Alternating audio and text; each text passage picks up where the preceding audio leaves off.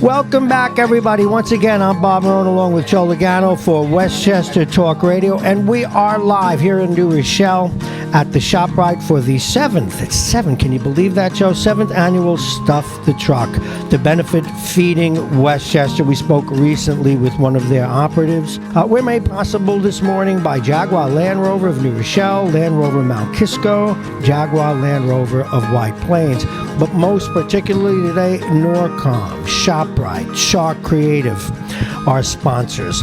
Our next guest, someone who is always involved in helping people. It's an amazing thing when he was with Indian Point, and now, of course, he's with Holtec. They're the decommissioning company that is actually still very involved at the Indian Point location. Please welcome Daniel Cooke. Dan, how are you? Great to see you again.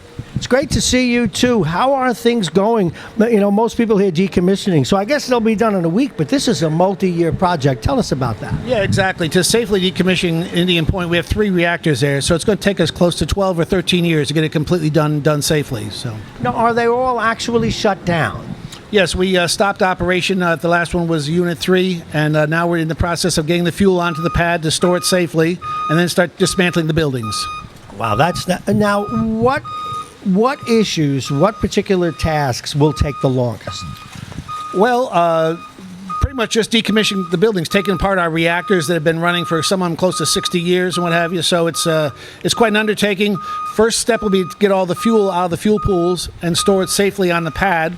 And then, like I said, we'll go after the buildings and just make sure we do it safely and sensitive to the people around us. Now, you use the expression safely on the pad. What does that mean? Because people worry about these kinds of things. Oh, yeah. No, all the fuel that we use to generate electricity over the many years, we store it in casks and store them on a concrete pad, which is all secured on our property. And it will stay there until the Department of Energy gives us a place to transfer it to.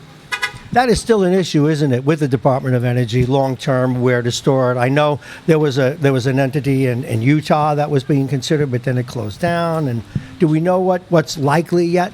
Not yet. I know the company I work for, Holtec, is trying to provide a facility perhaps to do long-term storage of it. But you're right. It's been a project for a while. It was in Yucca Mountain by Las Vegas, and that project failed. So that's the biggest thing. So that's the whole challenge, is just what to do with the spent fuel.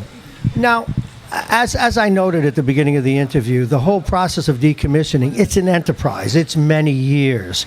Now, does that also involve, after it's cleared, then selling the land, or how does that work? Well, that's the thing. First, we got to get the property available, and then we look to repurpose it. It could be perhaps a sale, could be a lease, could be a rebuild of something else. So you're right, that's yet to be determined. Priority for us is to safely decommission the plants and then repurpose the property for some new venture. Well, I wish you the best of luck with that. It's a very interesting enterprise. I was a big fan of Indian Point when it's there. I still think we miss the power and the economics. Yeah, especially now more than ever with all the prices of fuel going up. Nuclear power was a efficient and environmentally friendly way to generate electricity, no question about it. And it was so well run. I'll never forget, and I know I've said this many times, but it stayed with me. The longest special I've ever done on radio was 6 hours. A 6-hour special, 2, and 2. Over a week I spent at Indian Point. It's one of the things I'll never forget, how well that place was run. Yeah, no, we're very proud of our run record, and we're just as proud of our decommissioning. And if you get a minute, stop on by. The tours aren't as frequent, obviously, but we can still get some people in if they want to look around. Oh, I would love to do that. Now we're going to move to something else. Ever since I started doing radio, I'm always amazed at people like yourself who get involved in nonprofits and helping others. And you're so busy doing other things. What drives you to do that? Indian Point previously and now Holtec. Are you even holding up the sign to help us out? How is it that you became so involved when you're such a busy man? Well, to be honest with you, the infancy was with the previous owner, Entergy. They kind of encouraged their workers. They gave us time off during the week, paid time off to go volunteer. And then kind of as I did volunteer, I realized how great it is, and just kind of snowballed in just a more and more organization out there, because there's a lot of good organizations that could use our help. And again, it's only natural. I've been very fortunate in my life. I'm just trying to help others less fortunate. Well, you even have the very nice Feeding Westchester hat, which I need to mention, since we have a Feeding Westchester executive here. I do not have a Feeding Westchester hat, Rebecca. I don't have a hat. Where'd you get your hat? Well, just one of my previous volunteers at Feeding Westchester, but I think what would look better with the hat would be a vest. I don't disagree with you, Bob, the whole ensemble. No, I didn't get the vest. I don't have a vest either. I don't have a vest. I don't have a hat. And she didn't even give me a business card. She wrote something on a napkin. It's horrible to do what I do. Yeah, but no question about it. Feeding Westchester, one of the great organizations in Westchester. Makes me proud to be a resident here. As is Holtec. Once again, Dan, thank you so very much. Dan Cooke from Holtec. Anything you would like to add before we send you on your way? Maybe gloves or anything else? Well, if there's some Feeding Westchester gloves, that would go great with the hat, no question about it. But no, Bob, it's great to see you, and thanks for all you guys do. Obviously, the ones that spearhead this initiative here. I'm glad to see you do it every year, and I'm going to try and help as often as I can. Well, it's always a pleasure. Thank you so very much for being on Westchester Talk Radio.